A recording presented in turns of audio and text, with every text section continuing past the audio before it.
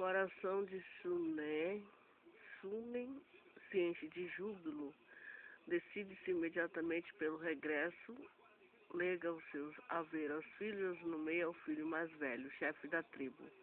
Tal era o costume entre os nômades semitas, assim era também entre Abraão e seus descendentes.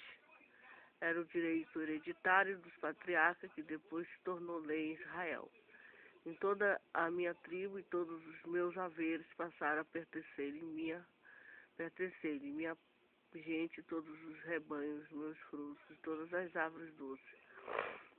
Tamareira, então partiu para o sul. Até as fortalezas do Egito foi escoltado por betunos. Daí uma delegação do faraó levou-os de navio até a capital situada ao sul de Mermos. Que contraste de uma tenda para o palácio do rei, da vida simples, arriscada para a segurança, e o luxo de uma metrópole altamente civilizada. Ali encontrei Sua Majestade sentado no grande trono do salão de ouro, prata.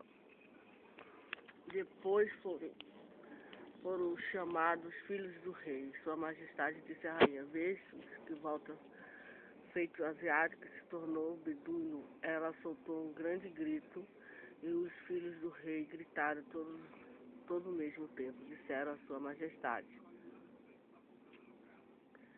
"Isso não é verdade, meu senhor rei." Sua Majestade respondeu: "É de fato verdade." Foi conduzida para o palácio principesco, escreve-se no entusiasmo no qual havia coisas maravilhosas, até um quarto de banho. Havia lá da casa do tesouro vertes reais de linho, mirna e óleo mais fino.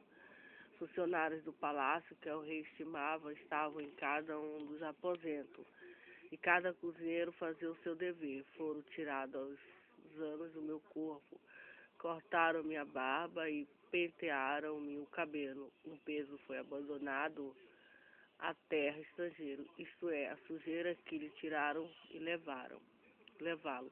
E as vestes toscas, os nômades da areia, envolveram-me o fino ninho e ungiram-me o corpo com o melhor óleo do país. Tornei a dormir numa cama, assim vivi honrado pelo rei, até que chegou o dia do passatempo. Era um best-seller sobre Canaã. A história de Sinumbi não existia apenas em um exemplar, foram encontrados diversos. Devia ser uma obra muito procurada, pois merece várias edições. Sua leitura deve ter deliciado o público não só do Médio, mas também do povo império do Egito, como deduz pelas cópias encontradas. Foi, por assim dizer, um best-seller, o primeiro do mundo, precisamente sobre Canaã. Os pesquisadores que o desterrarem no começo deste século ficaram tão entusiasmados com ele como os contemporâneos de Sunué, quando há 1000 anos mais tornaram por uma história bem imaginada, se bem que destituída de toda a realidade. Assim se tornou a história da Sinum, uma mina para os egiptólogos, estudiosos da estrutura, mas sem sentido para os historiadores. E quando se discutia sobre o sentido do texto, sobre os signos da síntese, o conteúdo da história ia caindo no esquecimento. A história de Sinué da Bíblia. Entretanto, Sinué foi reabilitado. Hoje sabemos que os egípcios escreveram uma história verdadeira sobre Canaã daquele tempo. A Canaã por onde possivelmente vagueava Abraão. Devemos texto hieroglífico sobre a campanha egípcia, os primeiros testemunhos sobre Canaã. Eles concordaram perfeitamente com a descrição de Sinué. Por outro lado, o relato desses aristocrata egípcio concorda em algumas passagens, quase literalmente, com certos versículos da Bíblia mais citados, porque o teu Deus se introduzira numa terra boa, Deuteronômio 8:10. Era uma bela terra de Siloé, terra contínua. A Bíblia dá de trigo, de cevada, de vinha aonde nasce figueira. Ali havia cevada e trigo, havia figos e uva.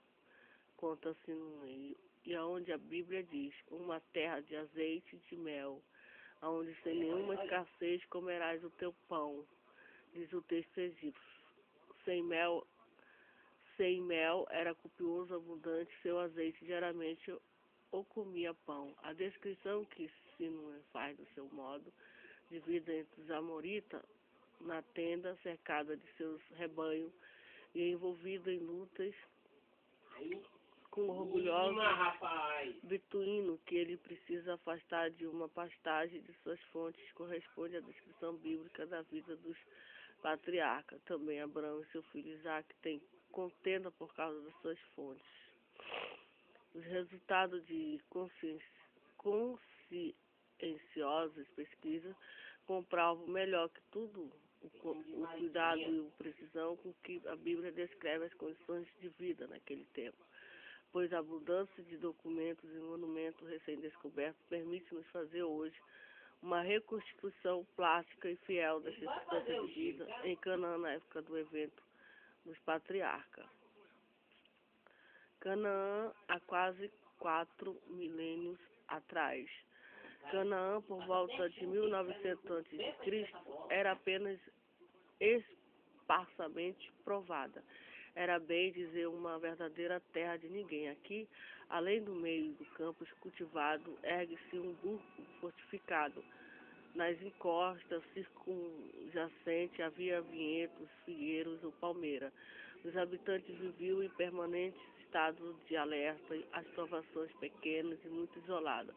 Era objeto de audaciosos assaltos dos nômades. Súbita, inesperadamente, os nômades derrubavam tudo, levando o gado e as colheitas, com a mesma rapidez com que surge. Desaparece e não havia um meio de encontrá-los nas vastas planícies de areia ao sul e a leste.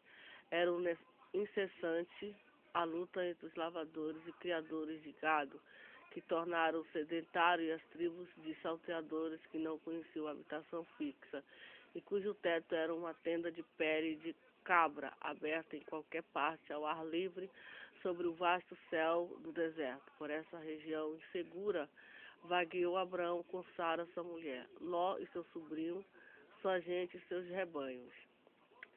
E tendo lá chegado, Abraão atravessou este país até o lugar de Siquém, até o vale ilustre. E o Senhor apareceu a Abraão e disse-lhe, eu darei esta terra aos teus descendentes. Naquele lugar edificou um altar ao Senhor que lhes tinha aparecido, passando dali ao monte, que estava ao oriente de Betel. Aí levantou a sua tenda, tendo Betel ao ocidente, e Ai ao oriente.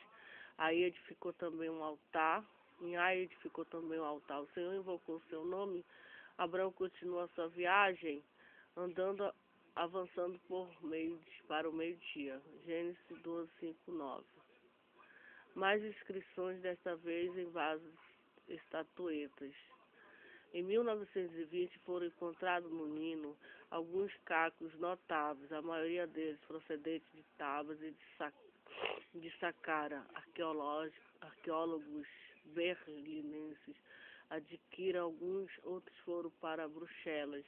O resto foi enviado para o Museu do Cairo, manejados por mão cuidadosa de especialistas. Esses fragmentos transformaram-se de novo em vasos de estatueta, e as inscrições que eles apareceram foram mais surpreendeu. Esses textos estão cheios de terríveis pragas e maldições como esta. Morte a todo aquele que disser nas palavras e conceber mais pensamento, a todo aquele que pronunciar maldições, que praticar mais ações e tiver maus propósitos. Estas e outras ameaças se dirigiam de preferência ao cortesão e nobres egípcios, mas também governadores de Canaã e da Síria. No coração da Samaria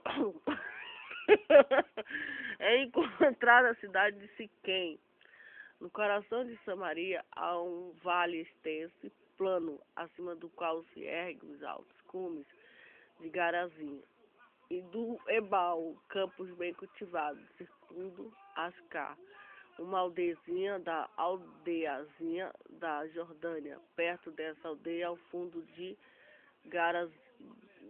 Garizi, foram encontradas ruínas de Siquém. Foi a obra do arqueólogo alemão, professor Edwin Sanin, em escavações que durante 2 anos, 1913, vieram à luz do dia camada de mais alta antiguidade. Ali encontrou restos de um muro do século XIX a.C. Pouco a pouco foi tomando forma um gigantesco muro circundante, com sólidos alicerces, tudo toscamente talhado em blocos de rochas feldspáticas. Alguns desses blocos mediam até 2 metros de espessura. Os arqueólogos designam esse tipo de construção com o nome de muros clópicos. O muro era reforçado por um talude. Os construtores de Siquém não só tinham guarnecido a muralha de 2 metros da largura com pequenas mas havia sobreposto e ainda uma muralha de terra. Foram também surgindo dos escombros as ruínas de um palácio, o acanhado pátio quadrangular, rodeado por poucos compartimentos de grossas paredes, mal poderia merecer o nome de palácio, como Siquém eram todas as cidades de Canaã, cujos nomes temos ouvido tantas vezes, diante das quais os israelitas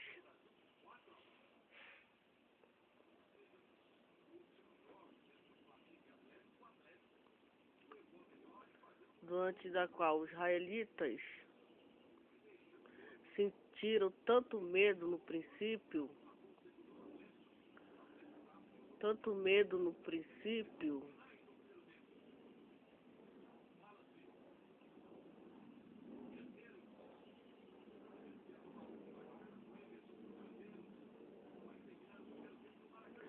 salvo poucas exceções, conhecemos todas as construções estáveis daquele tempo. A maioria se foi relevada pelas escavações nos 3 últimos décadas. Durante milênio ficaram enterradas e agora se apresentam completas aos nossos olhos. Entre elas, as muitas cidades cujos muros patriarcas devem ter visto Babel e Mispa, Gerá, Laquis, Gese, Chartes, Ascalão e Jericó. Se alguém quisesse escrever a história da construção de cidade e fortaleza de Canaã, não teria grande dificuldade em fazê-lo, dada a abundância do material existente até o 3º milênio a.C. Como era Canaã e suas cidades? As cidades de Canaã eram burgos fortificados, lugares de refúgio em tempos de guerra, quer devido aos ataques súbitos de tribos nômades, quer devido à hostilidade dos cananeus entre si. As poderosas muralhas de pedra circundavam-se sempre uma pequena superfície pouco maior que a Praça de São Pedro de Roma. É verdade que cada cidade, fortaleza, tinha abastecimento de água, mas não havia nenhuma que pudesse abrigar permanentemente uma população numerosa, em comparação aos palácios e metrópoles da Mesopotâmia e do Nilo. Eram insignificantes, em sua maioria, as cidades de Canaã caberiam comodamente no palácio dos reis de Mari. Em Tel e Ezer, indubitavelmente, a bíblica Eglon, a antiga fortaleza, se considerava uma superfície no meio hectapena, Tel, mais ou menos a mesma coisa em Tel, Azeca, menos de 4 hectares, Jesse, na estrada de Jerusalém para o porto de Josafá, Braico, 9 hectares, superfície construída. Mesmo na reconstruída Jericó, espaço cercado pela fortificação interior, Agrópole, propriamente cobria apenas uma superfície de 2 hectares. E contudo, Jericó era uma das fortificações mais poderosas do país. Lutas encarniçada entre os chefes de tribo estavam na ordem do dia, faltava a mão ordenada da autoridade. Cada chefe mandava o seu território, ninguém mandava nele, e fazia o que bem lhe aprazia. A Bíblia chama as cabeças da tribo reis, enquanto os que se referiam ao poder e independência tinham razão. Entre os chefes de tribo e seus súditos havia uma relação patriarcal. Desde os muros viviam apenas o chefe, as famílias patriarcas, representantes de Faraó e os comerciantes ricos. Só eles moravam